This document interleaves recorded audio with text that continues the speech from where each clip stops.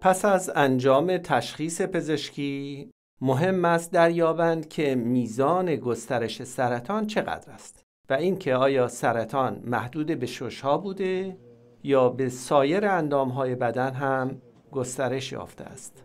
این شامل تعیین مرحله سرطان است و اینکه بهترین درمان برای آن چیست. نوع آزمایشی که ما به کار میبریم به غیر از تصویر برداری با اشعه ایکس و کت اسکن شامل اسکن‌های مغز و اخیراً پت اسکن می باشد.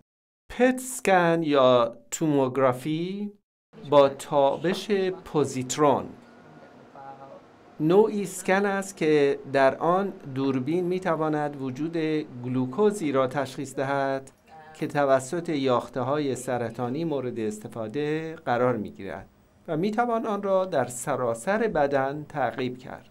برای تعیین مرحله سرطان یک مقیاس 1 تا 4 داریم. در مرحله 1 سرطان محدود به نقطه‌ای در شش و در مرحله 4 سرطان در پیشرفته ترین مرحله آن و در سراسر بدن پراکنده است.